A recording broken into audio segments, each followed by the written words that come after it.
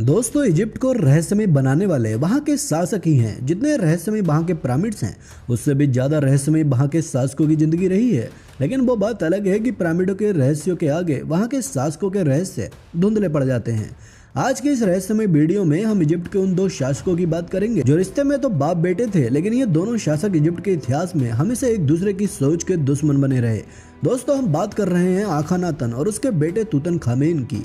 आखानातन Egypt के उन शासकों में से था जो न केवल क्रूर था बल्कि एक नंबर का यास भी था, जबकि उसके बेटे तूतनखामेन को एक शांति प्रिय शासक बताया जाता है जिसने अपनी पॉलिसीज से इजिप्ट में शांति कायम रखी। लेकिन आपको जानकर हैरानी होगी कि उसका बाप आखानातन एक पागल किस्म का इंसान था जो पूरे इजिप्ट में उस समय अपनी अजीबोगरीब सोच के लिए बदनाम था। उसने पूरे इजिप्ट में ये निर्देश जारी कर दिया था कि अब पूरे इजिप्ट में किसी भी देवता की पूजा नहीं होगी, वहां सिर्फ सूरज की पूजा की जाएगी और अगर किसी ने ऐसा नहीं किया तो उसकी सजा सिर्फ मौत होगी।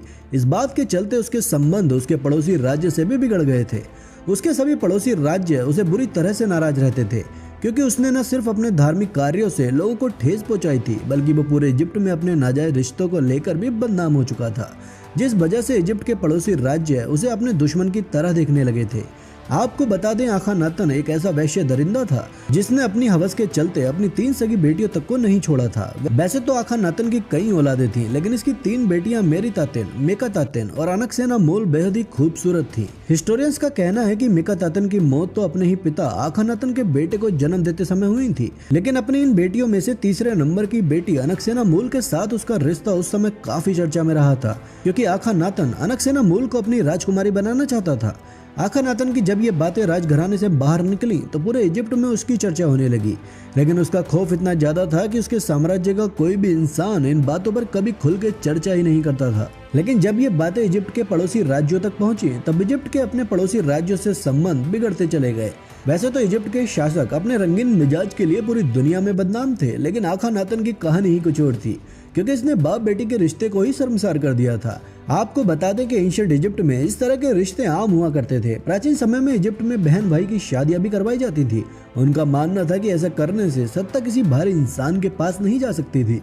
लेकिन जो आखानातन ने अपनी पूरी जिंदगी किया वो न सिर्फ अजीब था बल्कि बेहद ही चौंकाने वाला भी था, जिसकी पूरी दुनिया में कोई दूसरी मिसाल ही नहीं मिलती। शायद इसलिए 1335 ईसा पूर्व में जब उसकी मौत हुई तब उसके शरीर का ममीफिकेशन नहीं किया गया, यानी उसके शरीर को मम्मी में नहीं बदला गया। उसके बाद उसके शरीर का क्या किया गया, हजारों साल बाद ये आज तक हर किसी के लिए एक रहस्य ही है। दोस्तों, अब अगर बात करें आखानातन के बेटे तूतनखामेन की तो वो एक शांति प्रिय शासक था। अपने पिता की मौत के बाद सिर्फ 9 साल की उम्र में वो इजिप्ट के राज सिंहासन पर बैठा, लेकिन उसने पूरे इजिप्ट को जब चौंका दिया जब उसने इजिप्ट की गद्दी पर बैठते ही अपनी 8 साल बड़ी बहन अनक्सेनामोल से शादी कर ली। शादी करते ही उसने अपने शासनकाल के दौरान अपने पिता आखानातन के लगाए धार्मिक प्रतिबंधों को भी हटा दिया था। साथ ही उसने पूरे इजिप्ट को यह निर्देश जारी किया था कि सूरज के साथ साथ अब वहाँ चांद की पूजा भी की जाएगी। इसी के साथ अपने पिता के कारण पड़ोसी राज्यों से बिगड़े रिश्तों को भी उसने ठीक कर लिया था। तूतनखामेन ने अपने राज के 4 सालों के अंदर ही पूरे इजिप्ट में विकास कर दिया था। ये वो दौर था जब इजिप्ट की सभ्यता नई प्रगति की ओर बढ़ रही थी। पूरे इजिप्ट में एक ही नाम था, वो था तूतनखामेन। इसी के साथ वो अपनी बहन के साथ अपना वैवाहिक जीवन भी चला रहा था, लेकिन कहते हैं कुछ सालों बाद उनके वैवाहिक रिश्ते कमजोर पड़ने लगे थे क्योंकि उनकी कोई औलाद नहीं हो रही थी और अनक्सेनामोल एक बारिश चाहती थी। हिस्टोरियन ये दावा करते हैं कि तूतनखामेन एक अच्छा शासक था, लेकिन वो फिजिकल रूप से बेहद ही कमजोर था। कहते हैं वो इतना कमजोर था कि वो किसी से युद्ध भी नहीं कर सकता था।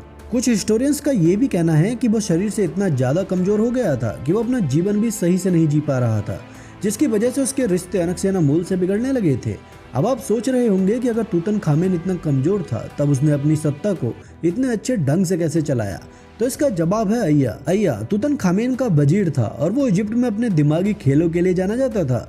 वैसे तो अय्या आखानातन के समय भी वजीर था, लेकिन उस समय आखानातन की क्रूरता की वजह से वो कुछ खास नहीं बोल पाता था। उसके बाद तूतनखामेन जब इजिप्ट का शासक बना तब अय्या खुलकर अपनी बातें रखने लगा। तूतनखामेन भी छोटे बड़े फैसले लेने से पहले अय्या की सलाह जरूर लेता था और वो सलाह हमेशा ही उसके लिए सही साबित होती थी। कई हिस्टोरियंस तो यहाँ तक दावा करते हैं कि तूतनखामेन के शासनकाल में अय्या ने ही इजिप्ट के शासन को संभाला था। उनका कहना था कि तूतनखामेन तो सिर्फ अय्या की एक कठपुतली था।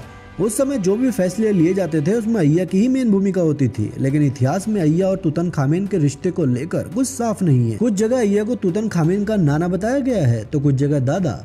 लेकिन आपको जानकर हैरानी होगी कि 1323 ईसा पूर्व में तूतनखामेन की रहस्यमय तरीके से मौत हो गई थी। जब उसकी मौत हुई तो वो सिर्फ 18 साल का था। कोई बताता है कि उसकी मौत फिजिकल कमजोरी की वजह से हुई थी, तो कोई कहता है कि उसकी मौत रथ से कुचले जाने की वजह से हुई थी। तो कई हिस्टोरियंस का ये भी कहना है कि उसकी मौत एक सोची समझी साजिश थी। तूतनखामेन की मौत का रहस्य सुलझाने के लिए ब्रिटिश आर्कियोलॉजिस्ट हार्वर्ड कार्टर और उनकी टीम ने टूम्ब ऑफ तूतनखामेन की खुदाई की। आपको बता दें कि तूतनखामेन के शरीर को सोने से बने 3 बक्सों में दफनाया गया था ताकि उसके शरीर को कोई देख ना सके। जब उसका मकबरा तलाशा गया तो उसके मकबरे पर यह साफ लिखा था कि राजा की शांति को भंग करने वाले की मौत आई, जिसके बाद आर्कियोलॉजिस्ट हार्वर्ड कार्टर और उनकी टीम के सभी सदस्य एक एक करके नेचुरल और अननेचुरल डेथ से मर गए थे। इस इंसिडेंट के बाद पूरी दुनिया में तूतनखामेन के अभिशाप की चर्चा होने लगी थी, क्योंकि जो भी तूतनखामेन की टूम के आसपास गया उसकी रहस्यमय तरीके से मौत हो गई थी। कुछ लोग इन सब बातों को सिर्फ एक अंधविश्वास मानते हैं, लेकिन सोचने वाली बात है कि सिर्फ इस प्रोजेक्ट के साथ जुड़े लोग ही क्यों मारे गए, ये अपने आप में एक बड़ा सवाल है। तूतनखामेन की मौत के बाद अब इजिप्ट की कमान अनक्सेनामूल के हाथों में थी। ये वो दौर था जब इजिप्ट को एक ऐसे बादशाह की तलाश थी जो ताकतवर होने के साथ साथ अनुभवी भी हो। अय्या ने मौका देखते ही इजिप्ट का बादशाह बनने की सोची, इसलिए उसने जबरदस्ती अनक्सेनामूल पर दबाव बनाना शुरू किया कि वो उससे शादी कर ले। उस समय अनक्सेनामूल के पास भी अय्या से शादी करने के अलावा और कोई ऑप्शन मौजूद नहीं था, लेकिन अनक्सेनामूल ने इस शादी से बचने की भरपूर कोशिश की। उसने अपने पड़ोसी हित्ती सभ्यता की तरफ एक खत भेजा जिसमें उसने हित्ती सल्तनत के बादशाह को लिखा कि आप अपने किसी भी एक बेटे की शादी मुझसे करवा दीजिए, इस तरह आपका बेटा इजिप्ट का नया बादशाह होगा और मैं अय्या से भी बच जाऊंगी।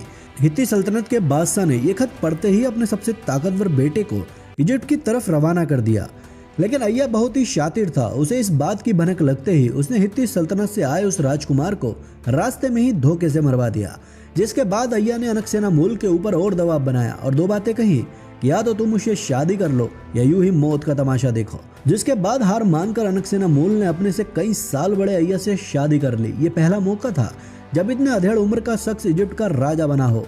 हिस्टोरियंस का कहना है कि अनक्सेनामूल इस शादी के कुछ समय बाद ही मर गई थी, क्योंकि वो इस शादी से बिल्कुल खुश नहीं थी। जब वो मरी तब उसकी उम्र 20 से 25 साल के बीच थी। अनक्सेनामूल की मौत के बाद अय्या और इजिप्ट सल्तनत का क्या हुआ, इस पर ऐतिहासिक किताबें भी खामोश हैं, लेकिन ये कहानी बताती है कि इजिप्ट के पिरामिडों के पीछे वहां के राजा रानी के कई ऐसे रहस्य दफन हैं जिनके बारे में इतिहासकारों को भी कुछ नहीं पता है। लेकिन दोस्तों, इजिप्ट की मिस्ट्रीज को लेकर आप क्या सोचते हैं, हमें कमेंट करके जरूर बताइएगा। उम्मीद है आपको आज की हमारी ये पेशकश पसंद आई होगी। वीडियो अच्छी लगी हो तो वीडियो को लाइक और शेयर जरूर करें। साथ ही अगर आपने अभी तक हमारा चैनल सब्सक्राइब नहीं किया है तो प्लीज़ हमारे चैनल को सब्सक्राइब जरूर कर लें। अपना कीमती समय हमें देने के लिए आपका धन्यवाद।